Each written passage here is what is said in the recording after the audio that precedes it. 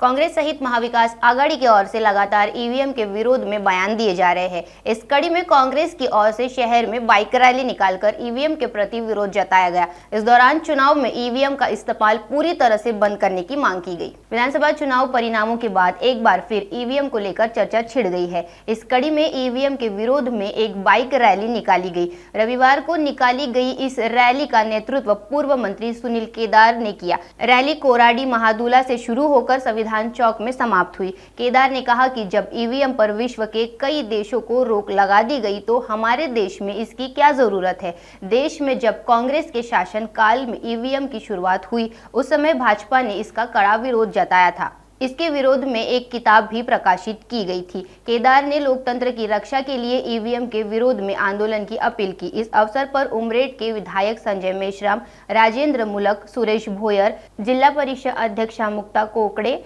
उपाध्यक्ष कुंदा राउत, अवंतिका लेकुरवाले सहित बड़ी संख्या में पदाधिकारी और कार्यकर्ता उपस्थित थे। संविधान चौक में बड़ी संख्या में उपस्थित कार्यकर्ताओं के हाथ में ईवीएम के विरोध में पोस्टर थे। इस दौरान ईवीएम हटाओ, लोकतंत्र बचाओ, ईवीएम हटाओ, बैलेट पेपर लाओ, लोकतंत्र बचाओ के नारे लगाए गए। ईवीएम के विरोध में शिकायतें और प्रमाण लगातार सामने आ रहे हैं। इसमें सरकार और प्रशासन भी सख्ते में है। गांव-गांव में आंदोलन हो रहा है। इस आंदोलन में सोशल मीडिया पर और तीव्रता से आगे बढ़ाने की अपील पदाधिकारियों ने की। महाराष्ट्राच्या ज्या निवडणुकाचे जे रिझल्ट लागलेले आहे तो ते रिझल्ट विश्वास बसणारे रिझल्ट नाही आहे। हे आमची नाही, ते जनसामान्य जनतेचा हे आवाज आहे आणि ईव्हीएम घोटाळ्यामुळेच हा रिझल्ट लागलेला आहे। कारण की 5 महिने अगोदर बघितलं असेल लोकसभेच्या जो निवडणुका लागलेल्या आहेत आणि त्या निवडणुकीच्या रिझल्टमध्ये महाराष्ट्राच्या जनतेने भाजपला आणि मोदीजींना नकारलं होतं। असा कुठला चमत्कार झाला जो 5 महिन्यामध्ये त्यांनी एवढ्या त्यांच्या सीटा आलेल्या असा रिझल्ट लागलेला आहे। तर हे फक्त ईव्हीएम घोटाळ्यामुळेच हा चमत्कार होऊ शकते ही जनसामान्याची भावना होती आणि त्यांची भावना घेऊन आम्ही या संविधान चौकामध्ये ईव्हीएम हटाओ आणि देश बचाओ हा एक नारा घेऊन या ठिकाणी सुनील केदार साहेबांच्या नेतृत्वामध्ये आम्ही आलेलो आहोत।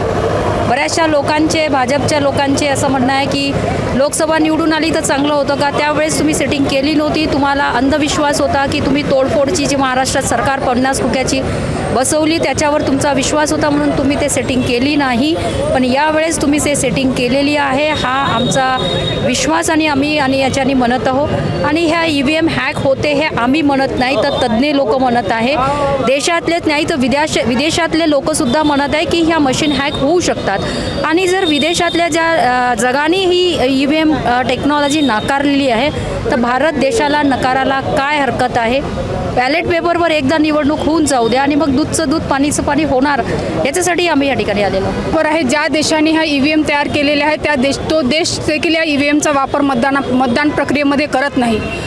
आणि काँग्रेसच्या काळामध्ये जेव्हा हे ईव्हीएमचं अंमलात आणण्याची जेव्हा बाजू आली होती तेव्हा याच लोकांनी त्याचा विरोध केला होता की ईव्हीएम हा वापरायला नको आहे। मग जेव्हा आता सर्व देश आणि देशातील सर्व नागरिक म्हणत आहे की ईव्हीएम हा नाकारायला पाहिजे तर त्यांच्यावर असा कुठला दबाव आहे आणि अशा कुठल्या पद्धतीने त्यांनी ईव्हीएमवर जोर देत आहे हा प्रश्नचिन्ह त्यांच्या बाजूने निर्माण होत आहे की जर देश म्हणत आहे, देशातील नागरिक म्हणत आहे, प्रत्येक पार्टी म्हणत आहे की ईव्हीएम ह्या बंद करायला पाहिजे तर त्याच पद्धतीने त्यांनी त्याच्यावर विचार करून अंमलबजावणी करायला पाहिजे असं माझं मत आहे। ईवीएम के विरोध में आज यहाँ पर सुनील केदार जी की ओर से एक बड़ा आयोजन किया गया था जिसमें महादुला से लेकर यहाँ तक एक बाइक रैली निकाली गई और यहाँ पर संविधान चौक पर इसका समापन हुआ। हमारे साथ दुनेश्वर पेठे जी हैं जो पूर्व प्रत्याशी है पूर्व नागपुर के, उनसे भी जानते हैं कि इस ईवीएम के बारे में उनकी क्या राय है। सर, सबसे ज़रूरी बात, आज यहाँ पर आप भी सहभागी हुए हैं इस पूरे कार्यक्रम में, क्या आपका मुख्य मुद्दा है इसको लेकर? अपने 23 तारीख को जो रिजल्ट आए उस रिजल्ट में आपने देखा गया इसके पहले के जो तर्क वितर्क थे वो महाविकास आघाड़ी के तरफ थे और अभी जिस प्रकार से रिजल्ट आए ये कहीं ना कहीं शंका दिखती है उसमें। जिस प्रकार से जो इलेक्शन हुआ, इलेक्शन के दिन में जो धांधलियाँ हुई, जो वोट ऑफ परसेंटेज बढ़ गया, कुछ CCTVs निकाले गए, कुछ वो वहाँ पे क्लोजिंग टाइमिंग जो था वो क्लोजिंग टाइमिंग में बहुत सारे चेंजेस आ गए। वो सील जो ईवीएम मशीन जो सील हुई थी उसके सील ओपन दिखे, ऐसा बहुत सारे शंका के कारण बने हुए हैं। इसलिए ऐसा लगता है कि ये ईवीएम हटा के वापस बैलेट पेपर पे आना चाहिए कि पूरा जग जिस प्रकार से बैलेट पेपर पे है तो अपन क्यों नहीं जाने का। जिस प्रकार से यानी पूरे भारत के लोग संशय में है, देश के लोग संशय में है, संशय ले रहे, शंका उत्पन्न कर रहे वहाँ पे। तो उस वजह से हमें भी लगता है आदरणीय केदार साहब के नेतृत्व में हम भी महाविकास आघाड़ी के एक गठ होने के वजह से राष्ट्रवादी कांग्रेस पार्टी शरद पवार गठ ये शामिल हुआ है। सर, आपके इसमें भी मुख्य तौर पर एक बात हुई थी, चुनाव की पेटियां सील करने से पहले ही सीसीटीवी निकाल गए थे, बाद में उसे वहाँ पर डीसीपी ने आकर कहा कि ये वेंडर की गलती है, हम उसे फिर से लगवा कर करते, और साथ ही साथ चुनाव के काउंटिंग के दिन भी कई चीज़ें सामने आई थी।